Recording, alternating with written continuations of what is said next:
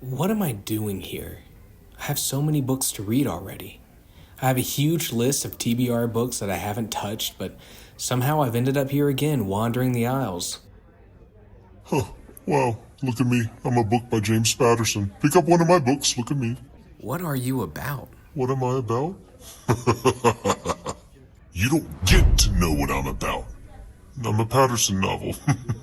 You pick me up and you buy me and that's it.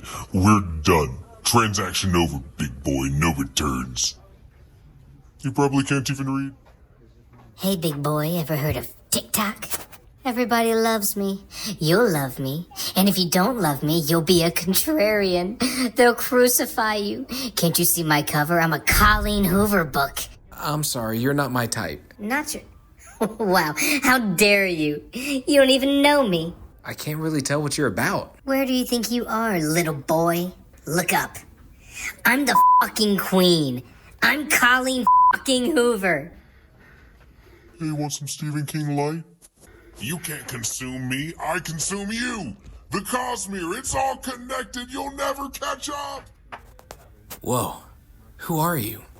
Hello, friend. I'm a book with an intriguing, well-designed cover. A dragon? A big tower? Some kind of large stone city? Fantasy? Epic? Wow, I bet you're full of world building, political intrigue, maybe even morally gray characters. How did you know? I'm not sure.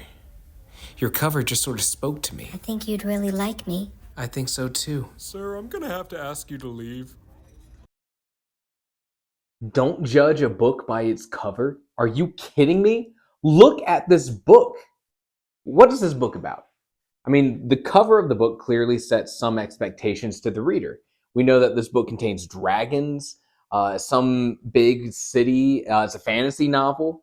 If you were to pick up this book in the store, before you even read the back of the book, you would have some general understanding about what the story is. What about this book cover? Or what about this book cover? We know that this is a children's book, and even disregarding the iconic title, we know that this book involves magic and some nerdy main character. We know before you even read the back of the book, you can make some assumptions of what this book would be about simply by the expectations that the cover instills in you.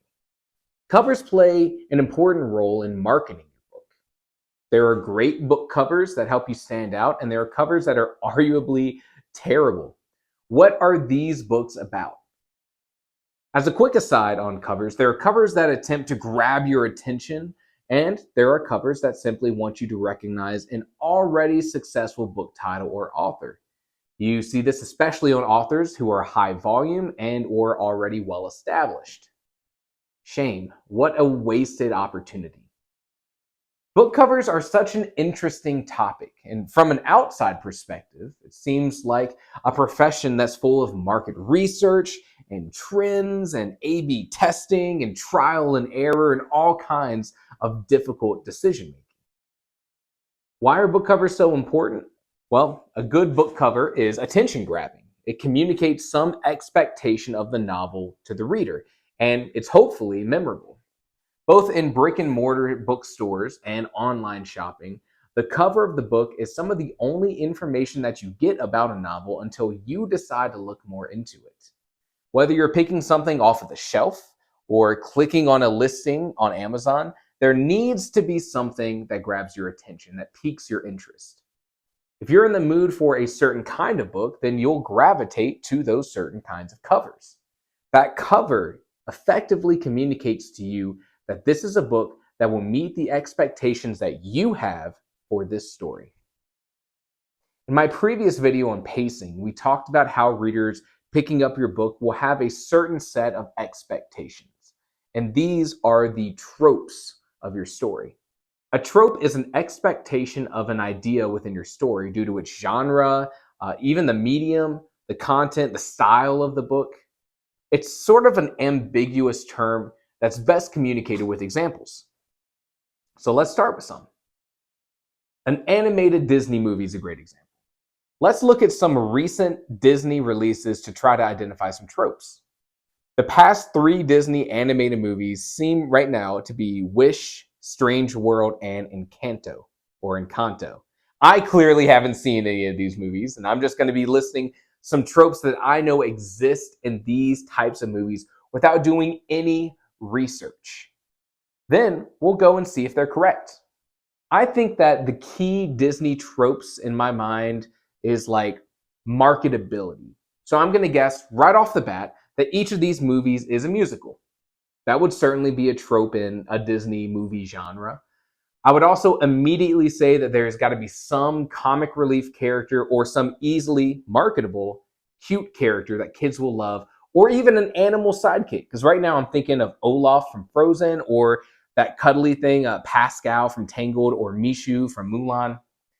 Other tropes would be some sort of cocky male character that thinks they're super charming. And I'm basing this again off of Tangled, The Rock's character from Moana. I'm also basing this off of Beauty and the Beast with Gaston. Other tropes will be a focus on family or friends. A plot twist that involves betrayal, like Lion King or Frozen. Villains that are seemingly nice, like Tangled with the stepmother or whoever she was, or Little Mermaid with Ursula, or the witch in Snow White. And on top of all of that, in a lot of maybe more recent times, I'm thinking of tropes that steer clear of like non-traditional values. So a lack of romance or characters in the LGBTQ space.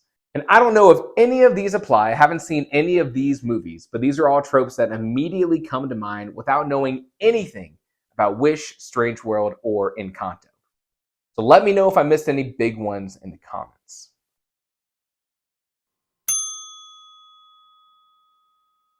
Tropes exist in a bunch of different levels. And let's start with this idea of sort of like meta tropes. Tropes that are relevant to like an entire genre of books. And this is the type of trope that we're identifying with book covers. A book cover would present itself as a fantasy novel, and that immediately brings certain tropes to mind. This could be the hero's journey, that sort of plot, a main character that's some sort of chosen one, a setting that's vaguely medieval European, although there are some fantastic authors who have been helping buck that remnant of traditional fantasy. Other tropes would be the existence of some sort of magic. Not every fantasy book, but a large amount of them would have some sort of magic at varying levels of intensity. With that would be some sort of mentor character that teaches our main character about how to use their skills. We would think of tropes of taverns or more primitive living. Also tropes of big stone cities and towers and castles. There's a huge list of tropes that come with the fantasy genre. And each work within that genre approaches these expectations in a different way.